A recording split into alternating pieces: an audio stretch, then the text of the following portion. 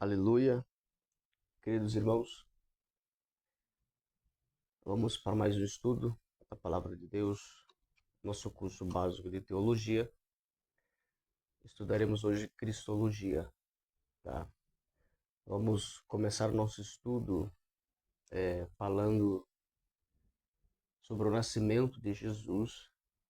Sabemos que Jesus nasceu, foi concebido ali, né, pelo ventre de Maria, né? Isso está registrado em todos os evangelhos, Mateus, Marcos, Lucas, tá? João, tá? Os evangelhos vão citar isso, nos comprovar. Só que também não somente os evangelhos. Isso é o cumprimento de uma profecia, né? O próprio Isaías, um dos maiores profetas messiânicos, profetizou acerca de Jesus Cristo. O interessante é que isso é muito mais do que o cumprimento de uma profecia. O nascimento de Jesus é um propósito. Foi um propósito de Deus. Era um projeto de Deus, tá? Este projeto ele foi executado. Jesus escolheu ali, né, uma jovem de uma cidade menor,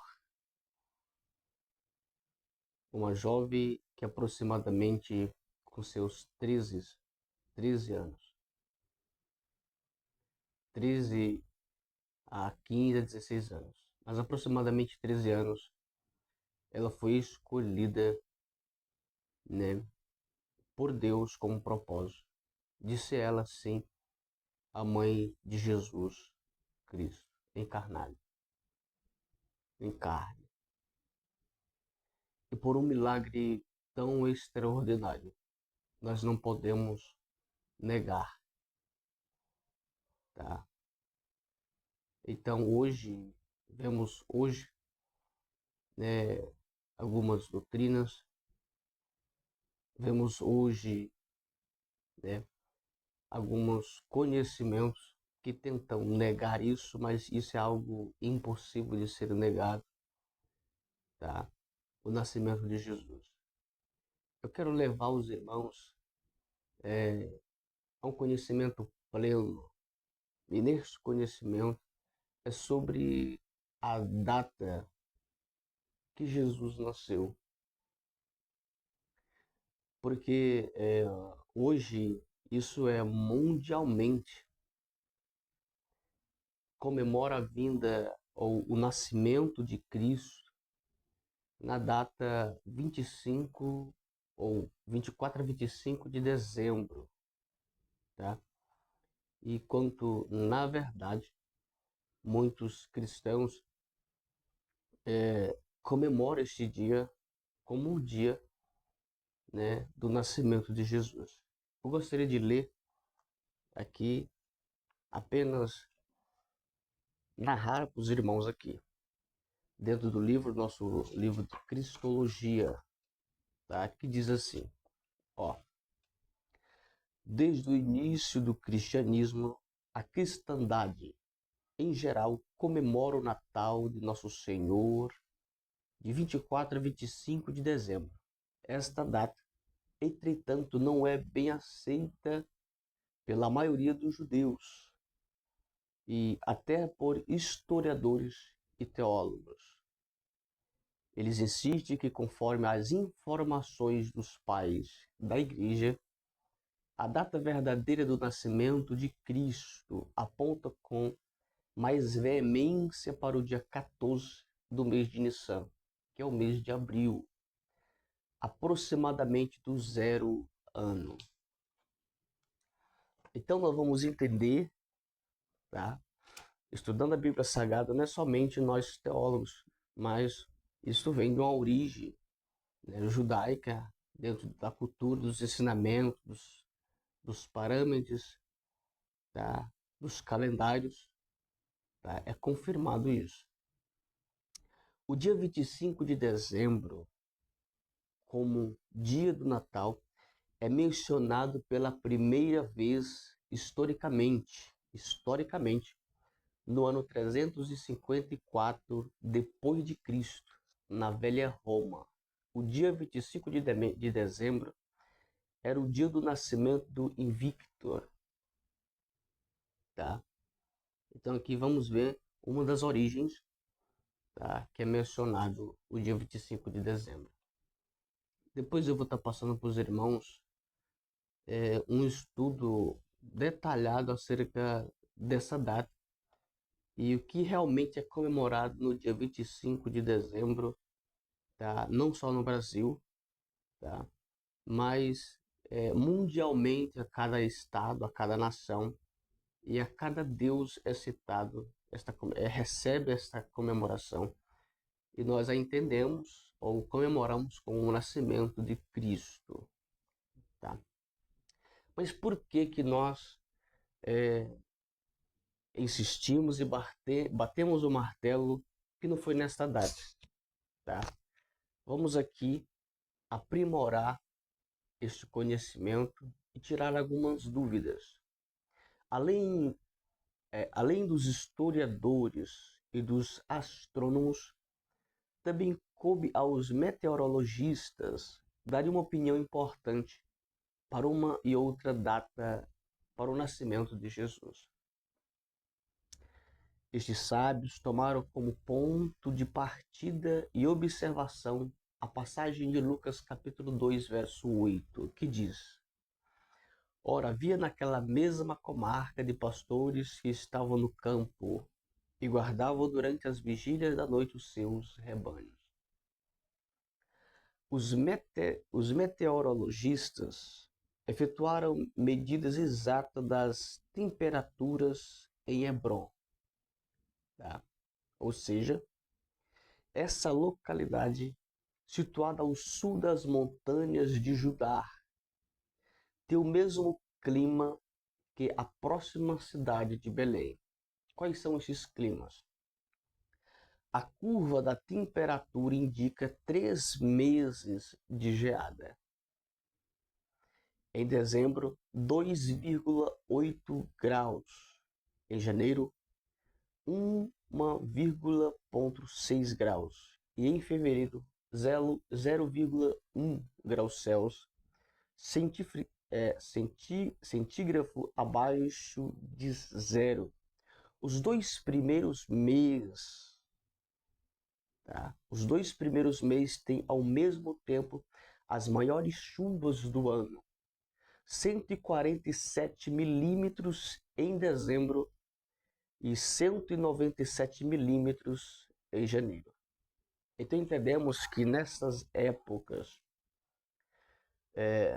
como muitos a interpretam e muitos a comemoram, 25 de dezembro como o nascimento de Cristo, vamos entrar e estudar dentro das ciências, teologicamente, astronomicamente e também dentro dos meteorologistas, que essa data, 25 de dezembro, era um tempo muito frio e chuvoso, tá? Então é impossível, né, estar pastores, né, nos recantos, nos rebanhos ou nos campos com seus rebanhos, tá?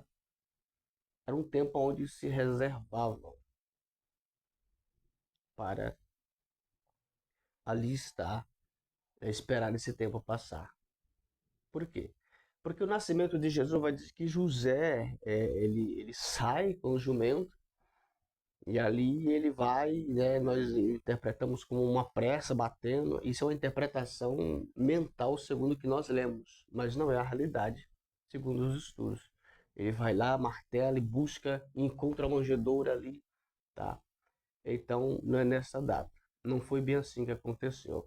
Segundo os resultados das pesquisas realizadas até hoje, o clima na Palestina não deve ter mudado consideravelmente, de modo que as preciosas observações meteorologistas ou modernas podem servir de base. Na época do Natal, 25 de dezembro, a geada em Belém e com temperatura abaixo de zero, conforme o povo foi presenciado no texto em foco. Portanto, segundo este conceito, não devia haver pastores, como eu estava dizendo, nem rebanhos durante as vigílias da noite. Naquela comarca, essa afirmação é reforçada por uma nota do Talmud, segundo a qual naquela região os rebanhos eram levados para o campo em março e recolhidos no princípio de novembro. Segundo aquela comarca, e mais um reforço do Talmud, os rebanhos eram levados no mês de março e recolhidos, tá, no mês de novembro. Eles recolhiam, voltavam em si no mês de novembro. O gado ficava quase 8 meses no campo. Em nosso tempo, conforme é visto nos dias atuais, os animais na Palestina ficam no curral na época do Natal, e com eles os pastores. Então não fica somente os animais. Na época do Natal ficam os animais, tá? E também os pastores ali, né? Vigiando junto com os animais ali naquela época do Natal, que é uma das épocas mais frientas, mais frias que tem, tá?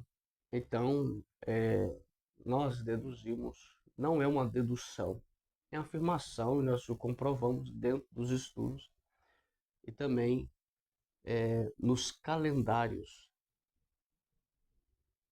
que não é o dia 25 de dezembro que Jesus nasceu, porque é uma época muito frienta, tá? Então isso é bem nítido, isso fica claro dentro dos estudos teológicos, tá? Segundo as informações de escritores contemporâneos, no princípio do século III depois de Cristo, em alguns círculos da Igreja cristã, se celebrava o aniversário natalino de Jesus a 6 de janeiro. Entretanto, depois entenderam que esta data se referia ao seu batismo e não ao seu nascimento. A partir do século IV depois de Cristo, essa data foi mudada para o dia 25 de dezembro, tá?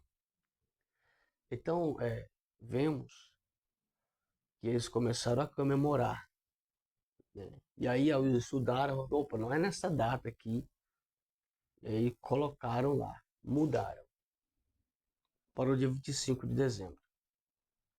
As informações obtidas pelo evangelista Lucas é que Jesus nasceu em um período do ano em que as ovelhas ainda podiam ser conservadas ao rebanho à noite, o que se poderia ter sido entre abril e novembro, sendo que as evidências mais convenientes apontam diretamente para o mês de abril.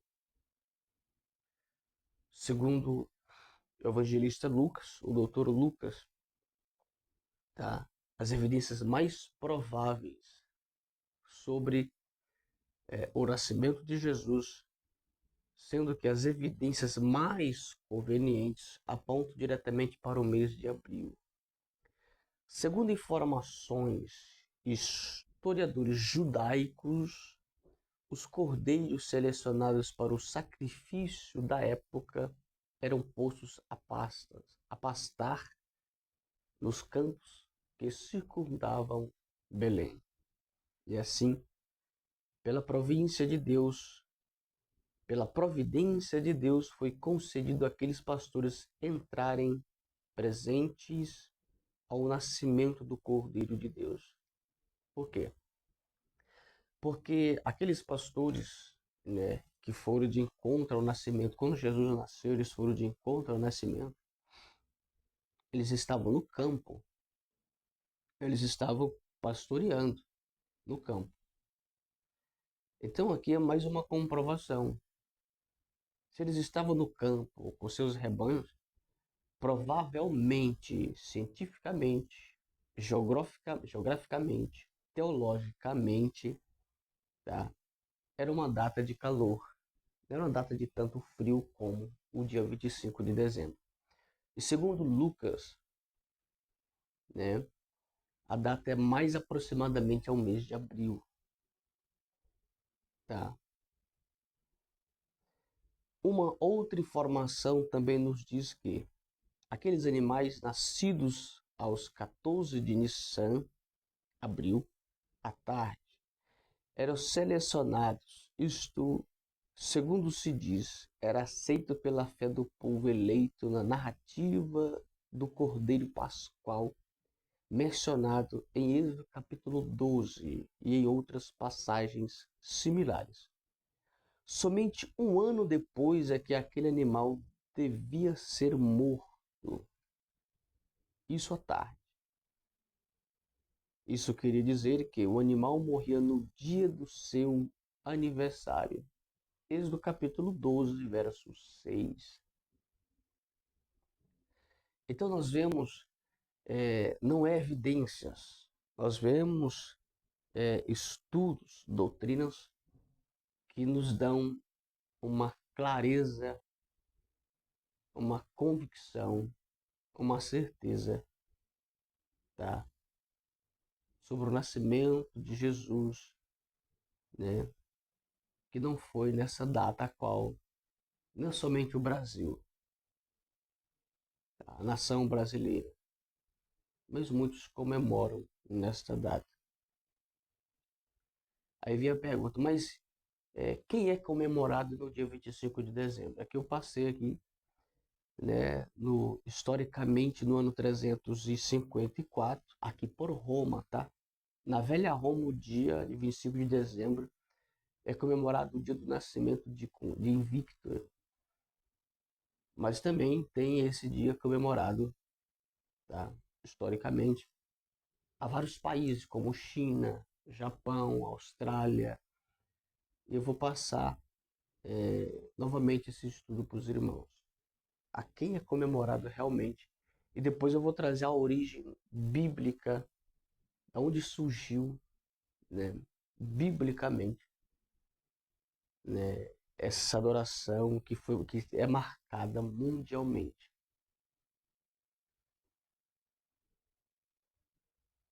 Aleluia. Entretanto, mesmo havendo estas opiniões diversificadas, nossa fé não sofre nenhum abalo quanto a essas datas, visto que toda nossa confiança se fundamenta na paz, na pessoa, vida e morte e ressurreição de nosso Senhor Jesus Cristo. O mais são especulações, o mais são especulações, tá? Ou seja, por mais que nós estudamos e vemos que, né, uma coisa não bate com a outra e que nos surpreendemos ao estudar a Bíblia Sagrada, né, nós não nos precipitamos, não ficamos abalados, porque o que dá vida a nós, o que nos põe de pé, não é simplesmente a data. Isso nos ajuda estudando a Bíblia Sagrada em ritmo de conhecimento e de conhecer as origens bíblicas e de conhecer a Bíblia, tá, em detalhes. Mas isso não nos prejudica, né, em conhecer, estudar a Bíblia Sagrada e descobrir, né, certos pontos de comemorações como o nascimento de Jesus, que não é no dia 25 de dezembro. O que traz vida a nós é a morte de Jesus, a ressurreição de Jesus, tá? E essa porta aberta, que é a porta da graça.